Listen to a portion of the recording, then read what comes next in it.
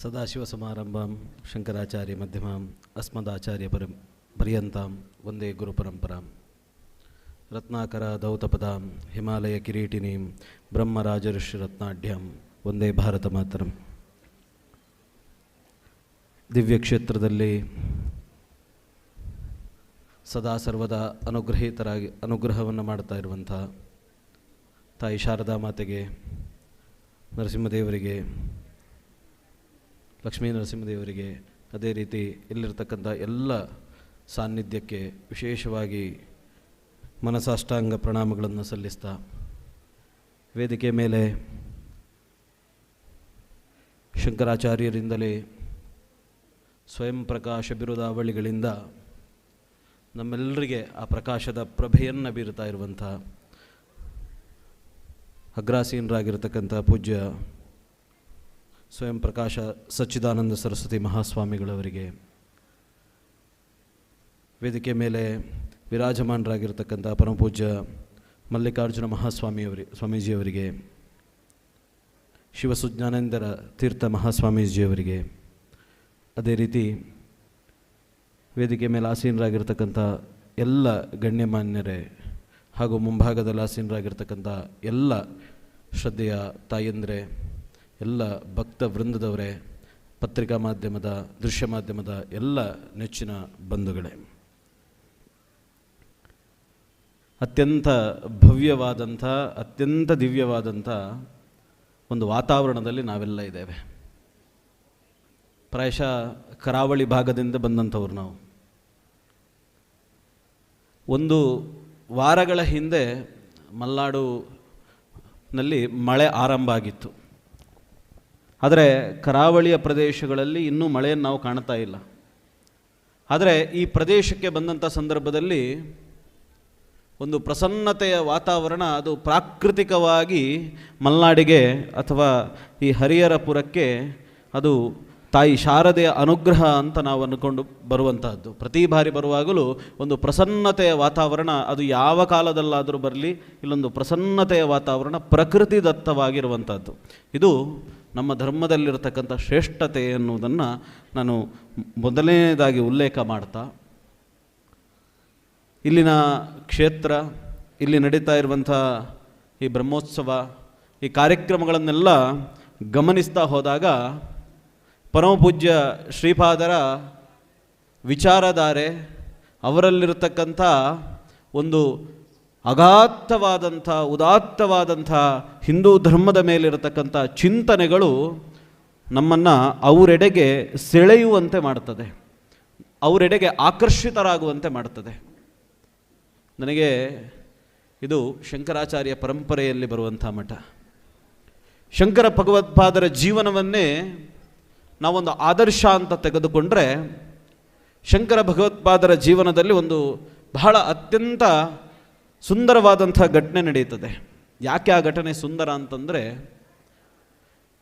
ಕಾಶಿಯಲ್ಲಿ ಶಂಕರ ಭಗವತ್ಪಾದರಿದ್ದಂಥ ಸಂದರ್ಭದಲ್ಲಿ, ನಾನು ತಿಳ್ಕೊಂಡ ಹಾಗೆ ಇದ್ದಂಥ ಸಂದರ್ಭದಲ್ಲಿ ಒಬ್ಬ ಅತ್ಯಂತ ಕೃಪಣ, ನಾವು ಯಾರನ್ನು ಕನಿಷ್ಠ ಅಂತ ಕಾಣುತ್ತೇವೋ ಅಂತ ಒಬ್ಬ ವ್ಯಕ್ತಿ ಮುಂಭಾಗದಲ್ಲಿ ಬರ್ತಾನಂತೆ, ಶಂಕರಾಚಾರ್ಯರಿಗೆ ಅಭಿಮುಖವಾಗಿ ಬರ್ತಾನಂತೆ. ಆಗ ಎಲ್ಲರೂ ಸಹಜವಾಗಿ ಹೇಳ್ತಾರೆ, ಬದಿಗೋಗಪ್ಪ ಬದಿಗೋಗಪ್ಪ ಬದಿಗೋಗಪ್ಪ ಅಂತ. ಆಗ ಆತ ಒಂದು ಪ್ರಶ್ನೆಯನ್ನು ಕೇಳ್ತಾನಂತೆ, ನೀವು ನನ್ನನ್ನು ಸರಿಸ್ತಾ ಇದ್ದೀರಿ, ನೀವು ನನ್ನನ್ನು ಸರಿಸ್ತಾ ಇದ್ದೀರೋ, ನನ್ನ ಒಳಗಿರುವ ಆತ್ಮವನ್ನು ಸರಿಸ್ತಾ ಇದ್ದೀರೋ ಅಂತ ಕೇಳುವಂಥ ಮಾತನ್ನು ಕೇಳಿದಾಗ ಶಂಕರಾಚಾರ್ಯರು ಒಂದು ಕ್ಷಣಕ್ಕೆ ಆಲೋಚನೆಯನ್ನು ಮಾಡ್ತಾರೆ. ಈತ ಸಾಮಾನ್ಯನಲ್ಲ, ಈತನೊಳಗೆ ಆತ್ಮದಲ್ಲಿರುವಂಥ ಪರಮಾತ್ಮನಿಗೆ ನಾನು ಗೌರವವನ್ನು ಸಲ್ಲಿಸಬೇಕು ಅಂತ ಅವರು ಆತನಿಗೆ ಶರಣಾಗತಿಯನ್ನು ಹೊಂತಾರೆ ಅಂತ ನಾವು ಓದಿ ತಿಳ್ಕೊಂಡಂಥದ್ದು. ತಪ್ಪಿದರೆ ನನಗೆ ಗೊತ್ತಿಲ್ಲ. ಇದು ನಮ್ಮ ಇತಿಹಾಸ. ವಾಸ್ತವತೆ ಏನು, ಇವತ್ತಿನ ಕಾಲಘಟ್ಟ ಏನು ಅಂತ ಕೇಳಿದರೆ, ಕಳೆದ ಬಾರಿ ಬೆಂಗಳೂರಿನಲ್ಲಿ ಪೂಜ್ಯ ಸ್ವಾಮೀಜಿಯವರ ಚಾತುರ್ಮಾಸ್ಯ ಆಯಿತು. BS ರಾಘವೇಂದ್ರ ಭಟ್ರು ನಮ್ಮನ್ನಲ್ಲಿ ಎಲ್ಲ ಆಹ್ವಾನಿಸಿದರು. ಅಲ್ಲಿ ಹೋದಂಥ ಸಂದರ್ಭದಲ್ಲಿ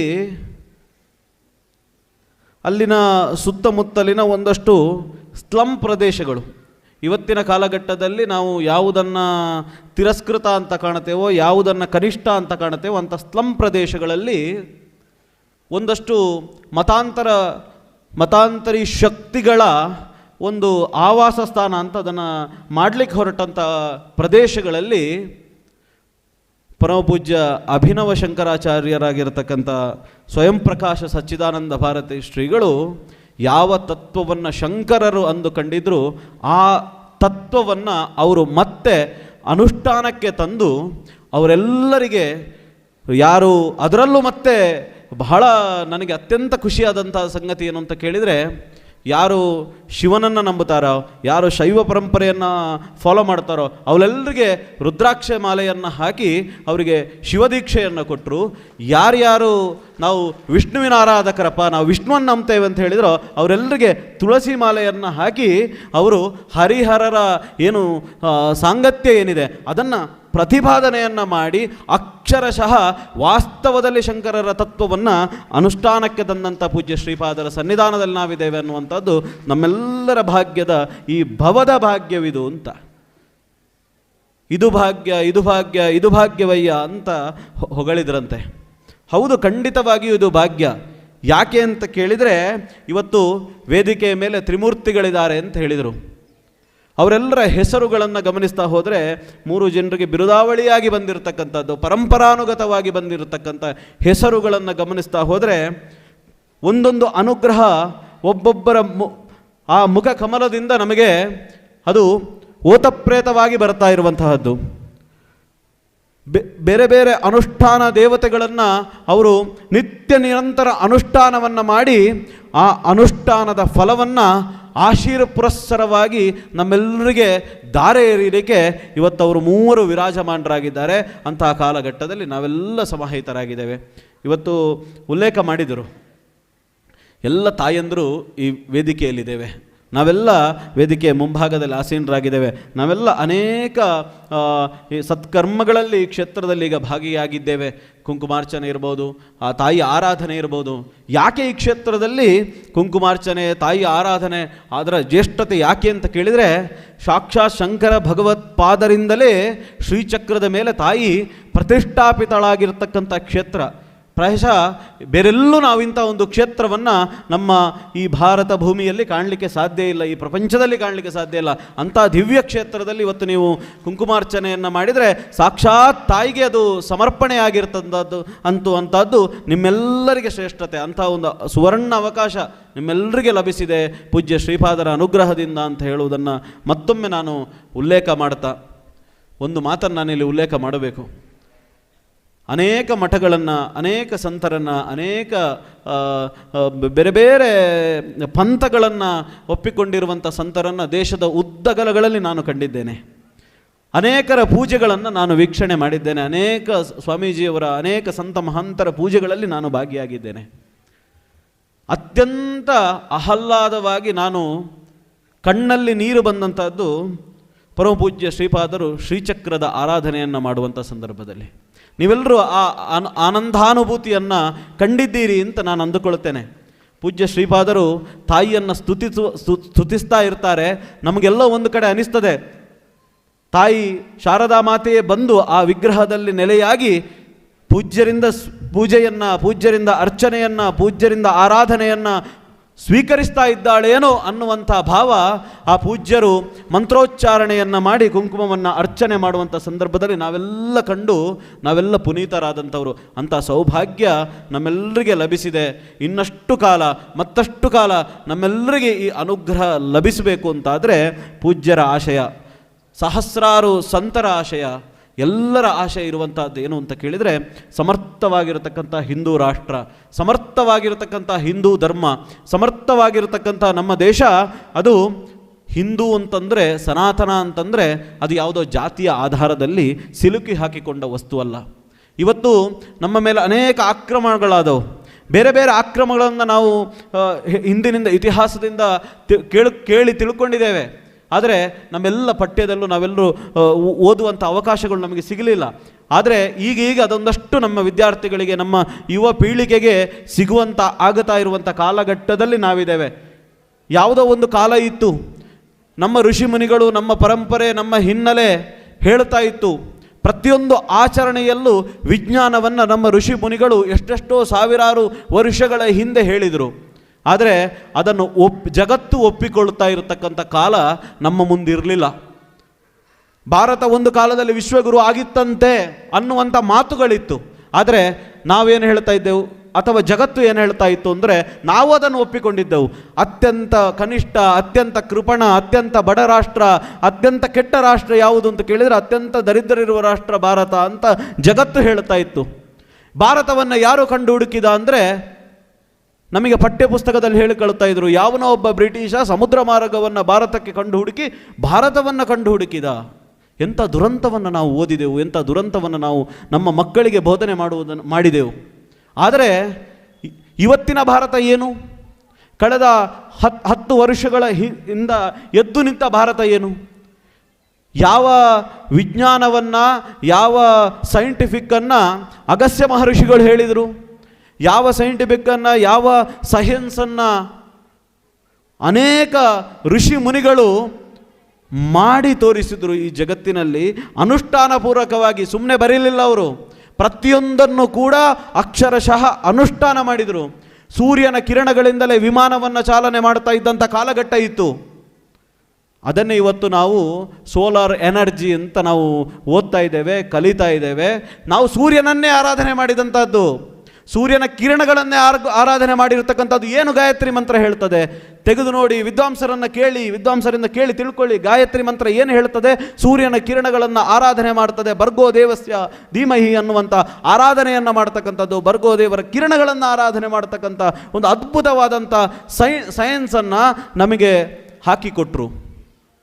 ಮತ್ತು ಭಾರತ ಯಾವತ್ತೂ ಜಾತಿಯ ಹಿನ್ನೆಲೆಯಲ್ಲಿ ಹೋಗಲಿಲ್ಲ.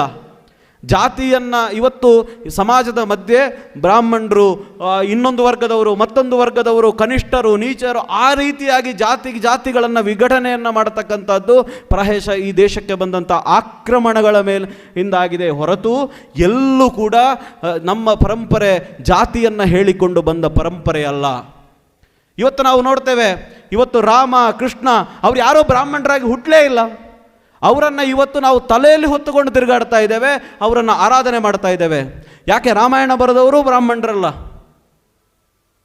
ಅಂದರೆ ಈ ದೇಶ ಬ್ರಾಹ್ಮಣ್ಯವನ್ನು ಗೌರವಿಸಿದೆ ಹೊರತು ಶ್ರೇಷ್ಠತೆ, ಬ್ರಾಹ್ಮಣ್ಯ ಅಂದರೆ ಏನು? ಶ್ರೇಷ್ಠತೆ.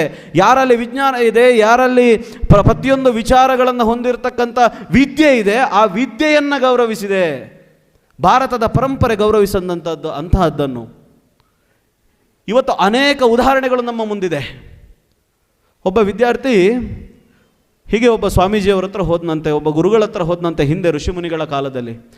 ನನಗೆ ವೇದಾಧ್ಯಯನ ಮಾಡಬೇಕು, ಈ ಪರಿಸರವನ್ನು ನೋಡುವಾಗ, ಈ ವ್ಯವಸ್ಥೆಯನ್ನು ನೋಡುವಾಗ ನನಗೆ ಅಧ್ಯಯನ ಮಾಡಬೇಕು ಅಂತ ಅನ್ನಿಸ್ತಾ ಇದೆ ಅಂತ ಹೇಳಿದಂಥ ಸಂದರ್ಭದಲ್ಲಿ ಅವರು ಕೇಳಿದ್ರಂತೆ, ನಿನ್ನ ಗೋತ್ರ ಯಾವುದಪ್ಪ ಅಂತ. ಆಗ ಆತನು ಏನು ಉತ್ತರ ಕೊಡಬೇಕು ಅಂತ ಗೊತ್ತಾಗಲಿಲ್ಲ ಪಾಪ. ತಾಯಿಯಲ್ಲಿ ಹೋಗಿ ಕೇಳ್ದ, ಅಮ್ಮ ನನ್ನ ಗೋತ್ರ ಯಾವುದು ಅಂತ. ಆಗ ತಾಯಿ ಹೇಳಿದ್ಲಂತೆ, ಮಗ ನಿನ್ನ ತಂದೆ ಯಾರು ಅಂತಾನೆ ನನಗೆ ಗೊತ್ತಿಲ್ಲ, ನೀ ಕೇಳಿದ್ರೆ ಹೇಳು, ತಾಯಿಯದ್ದೇ ಗೋತ್ರ ಅಂತ ಹೇಳು ಅಂತ. ಆತ ಹೋಗಿ ಗುರುಗಳ ಹತ್ರ ಹೇಳ್ತಾನಂತೆ, ನನ್ನದು ತಾಯಿಯದ್ದೇ ಗೋತ್ರ ಅಂತ. ಅವನಿಗೆ ವಿದ್ಯೆಯನ್ನು ದಾರೆ ಎಳೆದು ಅವನನ್ನು ಪ್ರಪಂಚದ ಒಬ್ಬ ಶ್ರೇಷ್ಠ ಋಷಿಯ ಸತ್ಯಗಾಮ ಜಾಬಾಲರನ್ನಾಗಿ ಮಾಡಿರ್ತಕ್ಕಂಥ ಪರಂಪರೆ ನಮ್ಮದು. ಅವನ ಕುಲ ಯಾವುದು, ಅವನು ಯಾರು, ಅವನು ಏನು ನೋಡಲಿಲ್ಲ.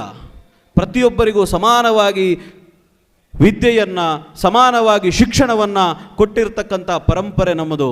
ಅಂಥ ಪರಂಪರೆಗೆ ಒಬ್ಬ ಶ್ರೇಷ್ಠ ಸಂತರಾಗಿ, ಮಹಾಂತರಾಗಿ ನಮಗೆ ಸಿಕ್ಕಿದಂಥವರು ಸ್ವಯಂ ಪ್ರಕಾಶಾನಂದ ಸ್ವಾಮೀಜಿಯವರು. ಇವತ್ತು ನಮಗೆ ಅವರು ಅಂತಹದ್ದೇ ಕೆಲಸವನ್ನು ಮಾಡ್ತಾ ಇದ್ದಾರೆ. ನಮ್ಮ ಋಷಿ ಮುನಿಗಳು ಹಾಕಿಕೊಟ್ಟಂಥ ಆ ಏನು ಉದಾತ್ತವಾದ ಪರಂಪರೆ ಇದೆ, ಅದನ್ನು ನಮಗೆ ಅವರು ಜ್ಞಾನದ ಸ್ವರೂಪವಾಗಿ ನಮಗೆ ಅನುಗ್ರಹವನ್ನು ಮಾಡ್ತಾ ಇದ್ದಾರೆ ಅಂತ ಪೂಜ್ಯ ಶ್ರೀಪಾದರ ಸನ್ನಿಧಾನದಲ್ಲಿ ಇವತ್ತು ನಮಗೂ ಒಂದು ಭಾಗವಹಿಸಲಿಕ್ಕೆ ಅವಕಾಶ ಮಾಡಿಕೊಟ್ಟದ್ದಕ್ಕಾಗಿ ನಾನು ವಿಶೇಷವಾದ ಧನ್ಯವಾದಗಳನ್ನು ಎಲ್ಲರಿಗೆ ಸಮರ್ಪಿಸಿ, ಇಂಥ ಒಂದು ಸುಯೋಗ ನಮಗೆ ಲಭಿಸಿದ್ದಕ್ಕಾಗಿ ಇದೆಲ್ಲರಿಗೆ ನಾನು ಮತ್ತೊಮ್ಮೆ ಧನ್ಯವಾದಗಳನ್ನು ಸಮರ್ಪಿಸಿ, ನನ್ನ ಮಾತುಗಳಲ್ಲಿ ಏನಾದರೂ ಒಳ್ಳೆಯದು ಅಂತಿದ್ದರೆ ಆ ಒಳ್ಳೆಯದಾದಂಥ ಪುಷ್ಪವನ್ನು ತಾಯಿ ಭಾರತಿಗೆ ಸಮರ್ಪಿಸಿ ನನ್ನ ಮಾತುಗಳಿಗೆ ಪೂರ್ಣ ವಿರಾಮವನ್ನು ನೀಡ್ತೇನೆ. ನಮಸ್ಕಾರ.